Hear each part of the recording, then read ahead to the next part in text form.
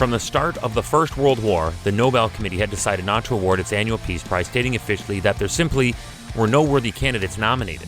Hi, I'm Chris May, writer, producer, and host of This Day in Weather History, a podcast from the Weather Network in Canada.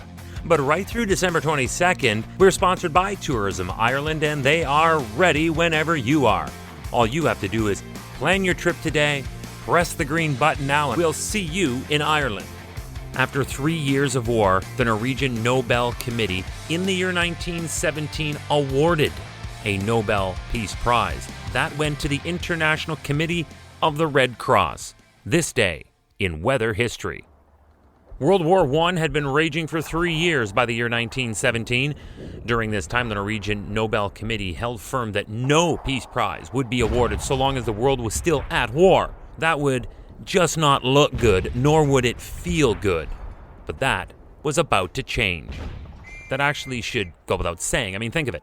If the world was still actively fighting and killing and or supporting the fighting and killing, there is no way anybody was worthy of a prize for any world-changing kind of peace.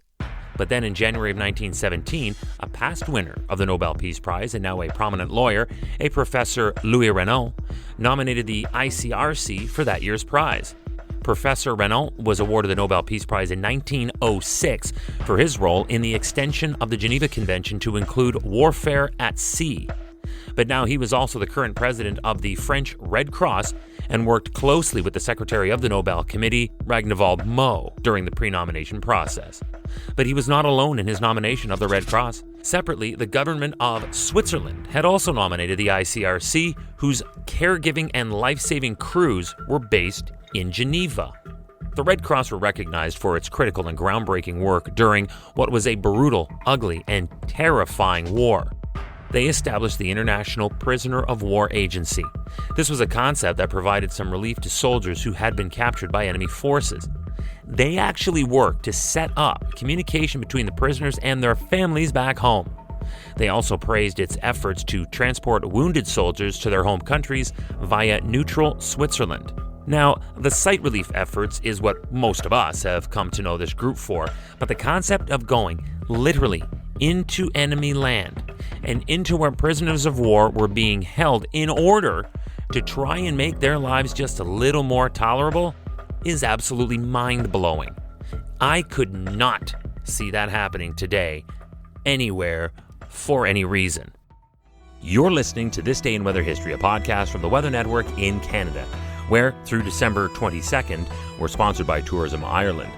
While there for a week during November, I had a chance to meet the grandson of the woman who took the weather reading that helped the Allies win World War II. You can find out more about that in an upcoming episode. During World War I, hundreds of Red Cross volunteers worked in Geneva and in the field during the war. It was a massive task, but one they were creating on the go, as this was an unprecedented time in human history. But then again, the Red Cross is always where unprecedented events of destruction and human suffering are taking place. It's just what they do.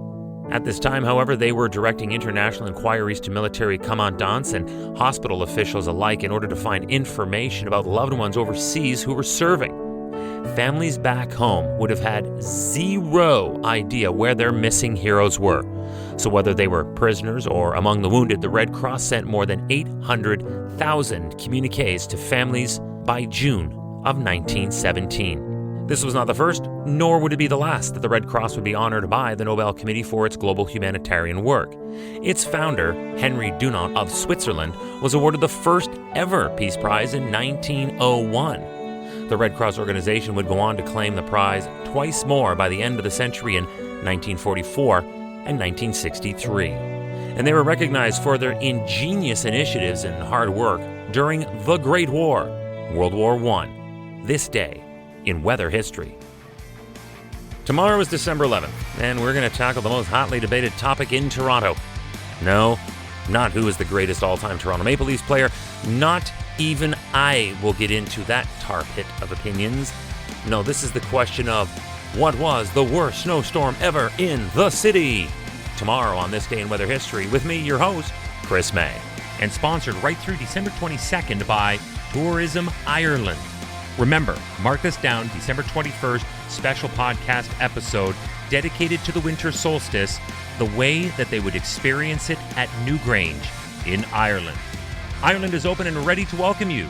Press the green button now. Experience epic and open landscapes.